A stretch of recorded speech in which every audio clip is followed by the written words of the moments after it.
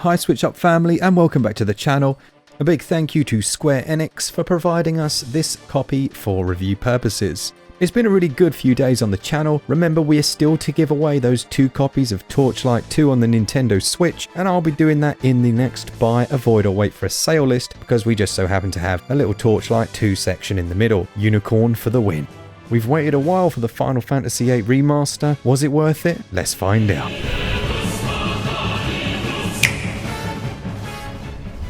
The story begins with Squall and Sypha in one of possibly the most epic intros to any in the series. They're having their training fight when all goes wrong and, well, I'll leave the rest up to you. You are a member of SEED, an organization who get hired out to tackle certain issues around the globe, but also you're undergoing an examination to try and qualify. Now, as the story goes on, you'll learn a great deal about this slightly brooding member of the team known as Squall and his companions. While many found that he was a little bit too moody for their liking, I remember distinctly as a teenager relating strangely to the way that he acted most of the time. Much of the story focuses on him and how he sees himself. Many of his struggles are based on how he perceives his own abilities, and when he's thrust into situations which require him to have a little self-belief, that's when he becomes most interesting. There is a very strong story here based around a sorceress who hopes to.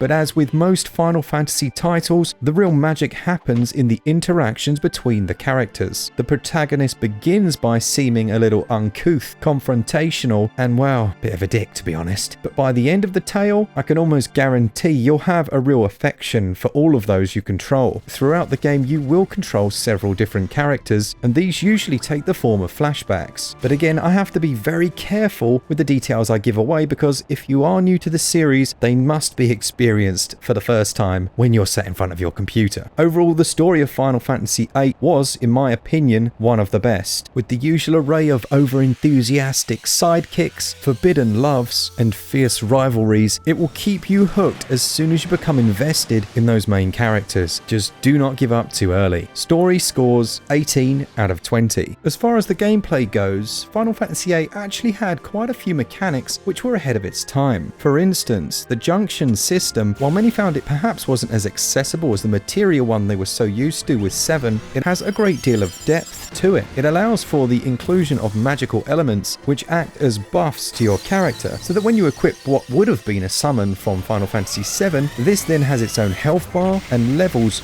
much in the same way as those demon did in the recent Oninaki that I played. I wonder if that was a little inspiration they took there. I think much of the divide in why people either love or loathe Final Fantasy VIII surrounds the many systems they changed in this area. Those Guardian Forces, as they're known, replaced what would have otherwise been a new set of armor or some new gear, and this also applies to the weapons. Squall has his Gunblade, which, don't get me wrong, is an epic weapon, but you'll have that for the entire experience and it then can be upgraded. I always enjoyed that and felt that it made more sense, but there were the purists who longed to be able to get new items. Now, my counter argument was that you could change the visual style of your weapons by upgrading it, so essentially it was a new weapon, but semantics. Still, I liked these many systems. As with 7, you still have the limit breaks of old, but again, these take a slightly different role. In that game, you had a limit break bar that would gradually fill when you took damage, whereas here it's tied to your own health. When you're low, this is when your limit breaks begin to kick in. And this wasn't a system I liked quite as much as having that predetermined amount before you could then use it. Other than that, the turn-based combat's going to be very familiar. As far as the remaster goes, and I'm saying it like that because I'm not sure if it quite meets my definition of what I would call a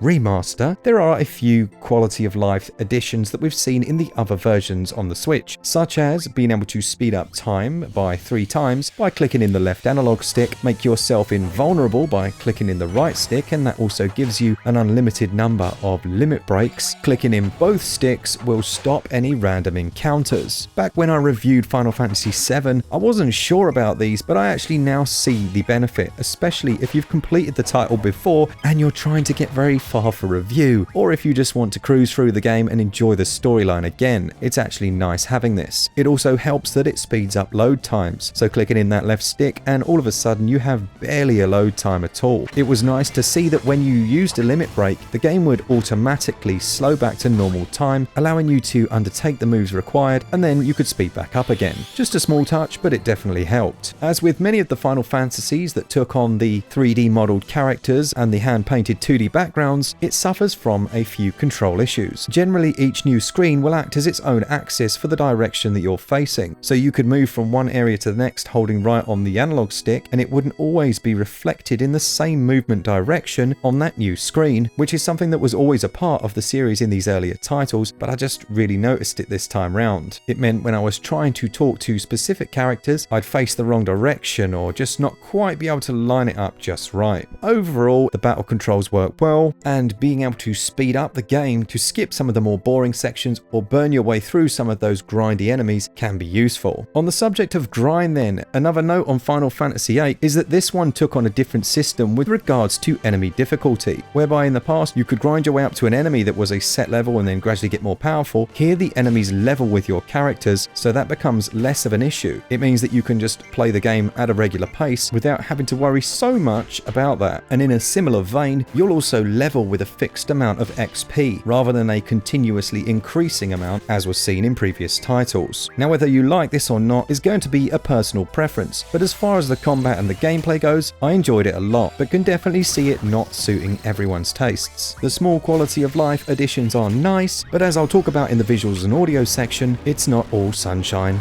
and roses. Gameplay scores 16 out of 20. I do still really enjoy it. Just by the very nature of the games, they can get a little clunky at times. In terms of the visuals and audio, well, when I saw Remaster, I must admit I was expecting perhaps a touch more. There are a few issues here, if you ask me. Firstly, there's a black border surrounding the top and bottom of the screen. I understand them not stretching the image to 16:9, but let's be honest, it's a remaster. That would have been nice. But having a small half-inch border at the top and the bottom, not great. As you're running about the world, it's also not 60 frames per second unless you speed up time, and then it increases the actual frame rate as well.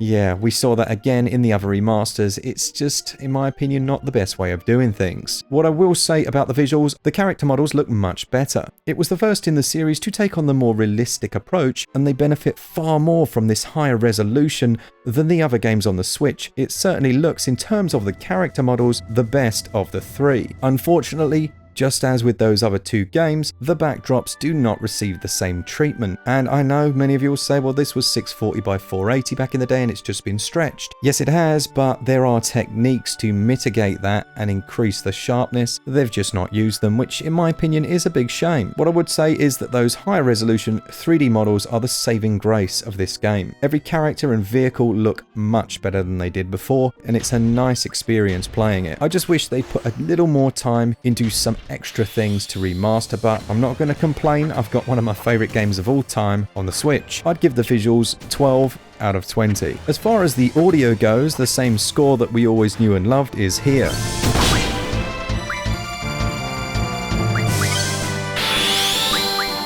The musical score is great and matches perfectly the on-screen action, and particularly the more emotive scenes. Now, the musical director himself, Nobuo Uematsu, sorry if I've destroyed the name, wrote the soundtrack for Final Fantasy VIII, and his main aim really was to convey some of those more emotive scenes. The iconic ballroom is a great example of a slightly more unusual choice of music, working brilliantly to show this.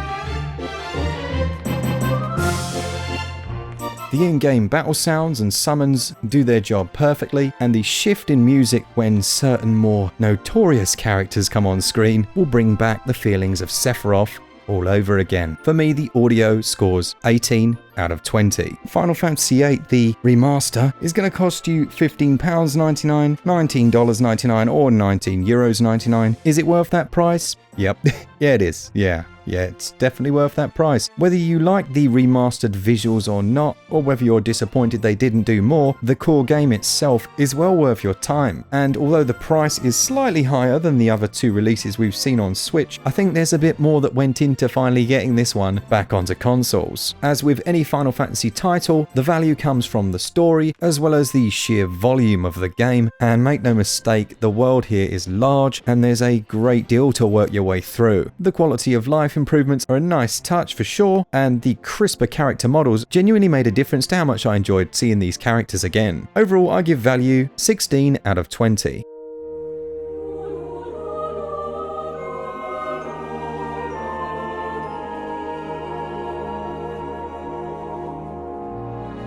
So there we have it. The Final Fantasy remaster isn't possibly the best remaster I've ever seen. Spyro. I love the story here and I'm so glad we finally got it back on Switch. Let me know down in the comments, will you be picking this one up or are you going to skip it? Do you agree with me in terms of the visuals? Could they have done more? Let me know. Remember, we're giving away 2 free copies of Torchlight 2 in our next buy, avoid or wait for a sale video to 2 lucky subscribers. Thanks so much to our patrons. I think we're up to 72 now, and I still have a free copy of Robonauts for any new patron that joins. For all things Switch all the time, keep it Switch up. Cheers guys, see ya!